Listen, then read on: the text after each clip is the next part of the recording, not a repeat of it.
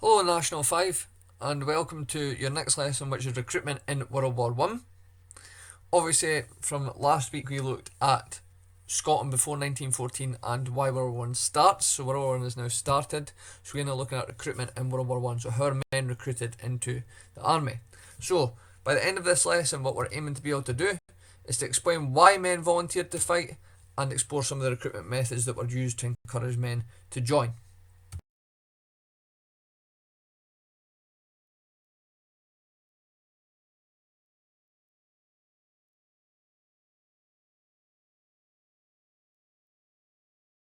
Now, the armies in Europe in 1914. If you look at this graph here, you'll be able to see who had the largest army in Europe at the start of the war and who had the smallest army at the start of the war. Well, it's quite self-explanatory there. The largest army is Germany and the smallest army is Britain. Britain had prioritised their navy, as we discussed last week, with Britain being an island. So there was a lot of catching up to do in terms of getting men to join the army if Britain was to fight in this war.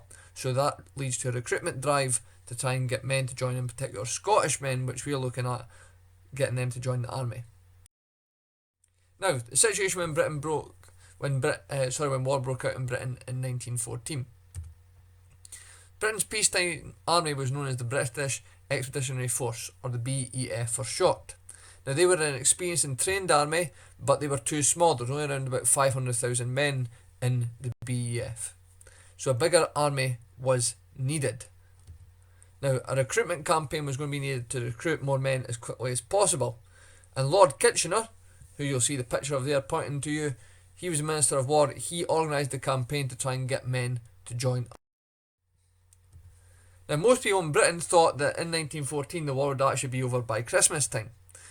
Kitchener thought that it would last at least 3 years due to the development of more powerful weapons, which we'll be looking at in later weeks as well, and the sheer size of the armies involved. He didn't think it would be a short war. He thought this was going to be quite a prolonged war, which is going to last a long time. So again, they need a big army to fight in this war. Now, recruiting new soldiers. Kitchener hoped for around 100,000 men within the first 6 months.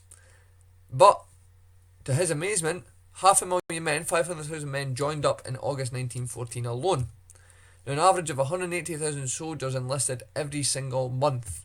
And by January 1916, there had been 3.5 million men who had volunteered to fight. So this has swept across the nation. Now, Kitchener came up with a great idea to get lots of men to sign up at once. Now, if you think about this, we have covered a wee bit of this in S2. How would you get a large amount of men to sign up at once, together ideally, as well? Well, the answer to that was going to be something called Pals Battalions. Now, Pals Battalions were ultimately groups of friends that were offered similar jobs in the same regiments. And the reason for doing that was the feeling that if one friend joined up, then that would encourage others to join. Now, that meant they would fight together, so that appealed to people that you could go and join that army and fight alongside your friends. But, as happens in war, that also meant that you died together as well. Now, 60 members of the first team of Hearts, a Midlothian football club, they joined the Macrae's Battalion, who were the Royal Scots this time, and only 6 of them left the war unscathed, so a lot of their team was killed in the war. And that is a memorial there that stands in Edinburgh, and that was erected in 1922 to honour these men from the Hearts football team that fought in the war. So, what made men join up? The reasons of which we will be looking at. The easy way to remember the reasons why men joined the army is the mnemonic Kitchener. Okay, so think about Lord Kitchener, who was ultimately the man behind the recruitment drive. Think about his name helps you to remember why men joined the army. So, what does each stand for, which we will look at? K stands for the King's Shilling. I, in case they got a white feather. T, to fight for king and country, so patriotism. C, Christmas, they thought the war would be over by then. H, hatred of the Germans. E, were encouraged to join up with their pals in Pals Battalions. N is for new experience and adventure. E is for employment in the army, so for a job. And R links into hatred of the Germans, also rumours about Germans killing babies. That is a picture there of Lord Kitchener, so easy way to remember why men joined is his name, Kitchener. Now, your first task for today is to complete the task 1 worksheet, what made men join the army. Now, I've used the information on the sheet and on the following slides in the PowerPoint to help you fill this out. What I would do just now is pause this PowerPoint, read over the sheet, try and fill out your table. You can either do it on the sheet and just upload your answer, or you can do it in your jotter and also take a picture of your answer and make sure you upload that via the assignments tab.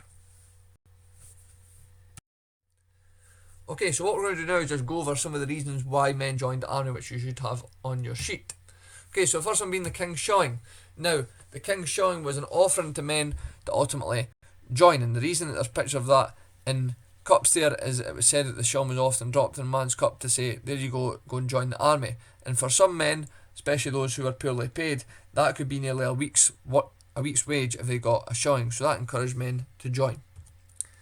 Another reason was the white feather campaign, led by a lot of women. So ultimately a white feather to show that almost they're a coward, they're scared.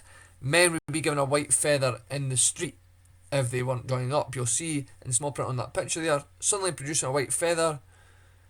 She jabbed it into his waistcoat, and in another tone, fierce and scornful, she added, "You coward, why don't you enlist?" So enlist is another word for join. So men being given a white feather in the street was seen as a big embarrassment for them, and that would ultimately pressure a lot of men to go and join the army. Another reason was to fight for king and country, so that feeling of patriotism, so being proud of your country where you come from. So a lot of men decided, you know what, I like being Scottish, I like being British, I'm going to join up, I'm going to defend my country because I love my country. Also, the appeal that it could be over by Christmas. In 1914, when the war starts, a lot of men believe that the war will be over by Christmas, so they feel, right, we can go away for, say, 4-5 months maybe, fight in the army and come back by Christmas, having earned some money as well. So that was an appeal for men to join. Another reason was the hatred of the Huns, so hatred of the Germans. Now this is actually a post that was used for the US Army, but that is supposed to depict the Germans there as almost a big animal, like almost stealing an American woman there. But ultimately there was a lot of hatred towards the Germans through things like this propaganda showing the Germans to be evil. So ultimately a lot of men wanted to join up to stop things like this happening. As we've discussed, Pals Battalions was a massive reason why men joined. This link here, which is also posted in your instructions, will take you to this video here, which I'd like you to watch. So again, if you want to pause the PowerPoint at this point and watch that video, that's about Pals Battalion. So ultimately, Pals Battalions, as we've discussed, are the opportunity for pals to join up together in the army. So if you watch that clip there, that tells you a bit more, and mention a wee bit about Hearts football team as well. Now here's an image of the Accrington Pals Battalion. Now these men were from Accrington and Sheffield. They all joined up at the same time. Now obviously out of the 720 who went to fight in France, 594 were all killed in one battle and hardly any returned at the end of the war.